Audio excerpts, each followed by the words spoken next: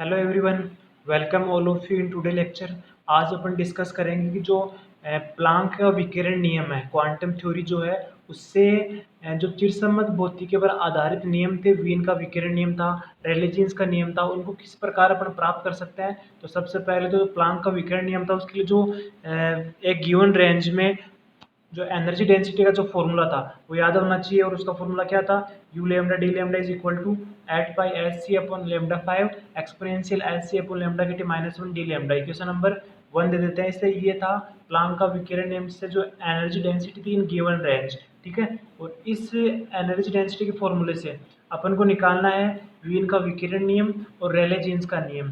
Condition क्या रहेगी कि जो आपकी वेवलेंथ है, वेवलेंथ की कंडीशन लगाएंगे अपन कि एक बार तो वेवलेंथ आपकी शॉर्ट हो, लघु तरंग दे रही हो, और एक बार दीर्घ तरंग दे रही हो। क्योंकि जो वीन का विकिरण नियम जो है वो केवल लघु तरंग देरी के लिए ही प्रायोगिक वक्र को समझा पाता है।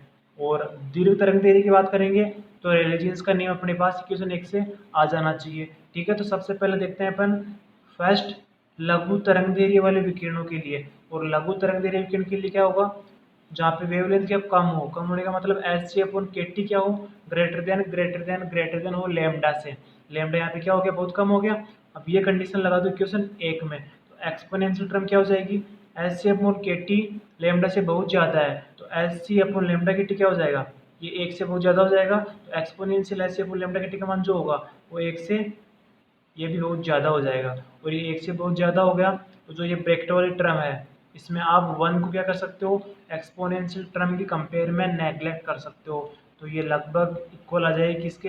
Exponential H C upon lambda K T के। ये मान इक्वेशन 1 में पुट कर दो।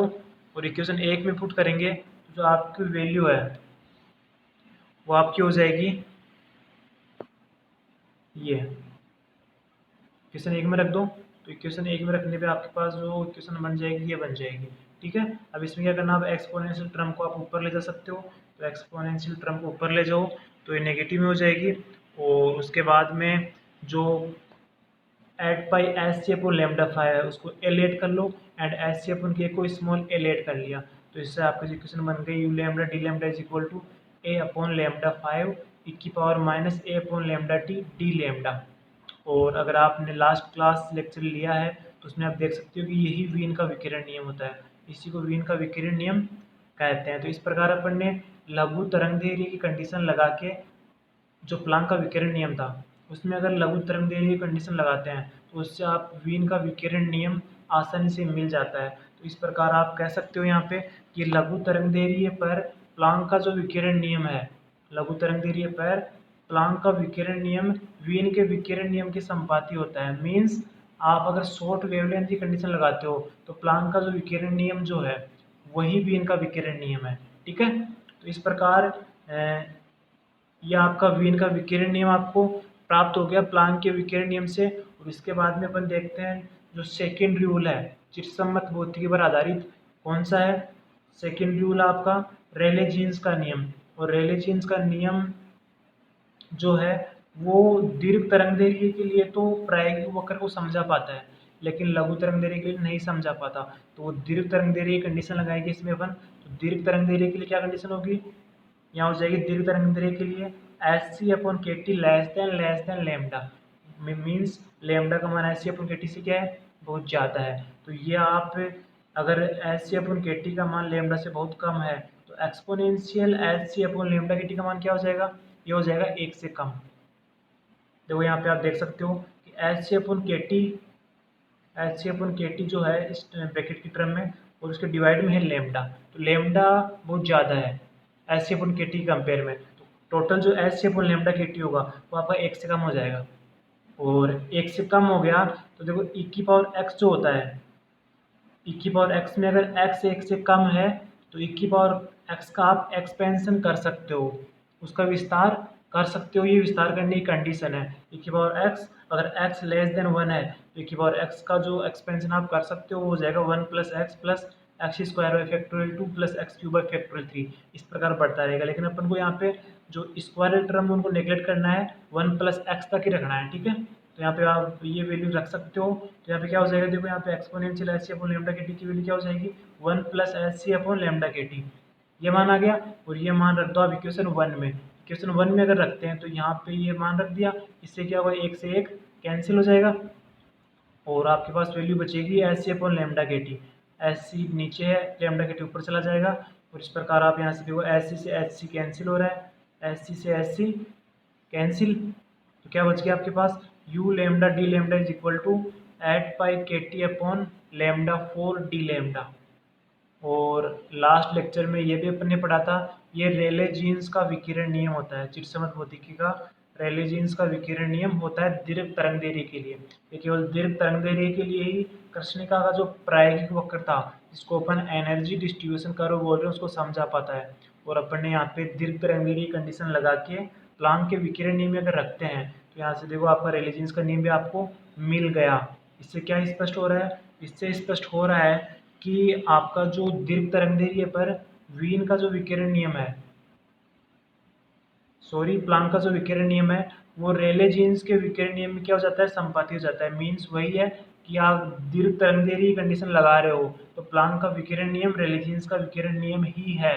ठीक है, तो इस प्रकार दीर्घ तरंगदैर्घ्य और लघु तरंगदैर्घ्य कंडीशन लगा के प्लांक के विकिरण नियम से दोनों नियम, वीन का विकिरण नियम और रेले जीन्स का विकिरण नियम आसानी से प्राप्त कर सकते हैं। इसीलिए प्लांक का विकिरण नियम जो है वो एनर्जी डिस्ट्रीब्यूशन कर वो कंप्लीट समझा पाता है। ठीक है, तो ये आपका चिरसमत भौतिकी पर आधारित रूल हो गए और प्लांक का जो क्वांटम थ्योरी है वो हो गया। इसके बाद में अपन एक प्रॉब्लम देखते हैं।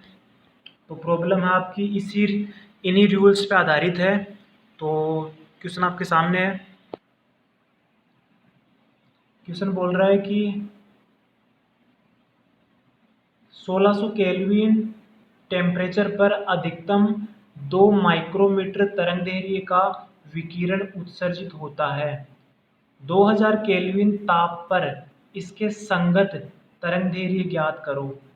आपको गिवन है एक टेम्परेचर T1 दे रखा है 1600 केल्विन, उसके करस्पॉन्डिंग जो वेवलेंथ है वो है 2 माइक्रोमीटर, माइक्रो होता है 10⁻⁻6 मीटर, ठीक है, का विकिरण उत्सर्जित हो रहा है। अब इसी के संगत अगर टेम्परेचर 2000 केल्विन रखते तो आपको वेवलेंथ निकालना है। तो सबसे पहले क्या करना है, आपको गिवन क्या क्या है, सॉल्यूशन में क्या करना है, सबसे पहले क्या क्या आपको दे रखा है। तो देखो आपको गिवन है टेम्परेचर T1 दे रहे, दो तो टेम्परेचर दे रखे हैं, मीन्स पहला वाला टेम्परेचर हो जाएगा आपका T1 दे रखा है 1600 केल्विन और उससे करस्पॉन्डिंग वेवलेंथ को मान लो λ1 2 माइक्रोमीटर, ठीक है।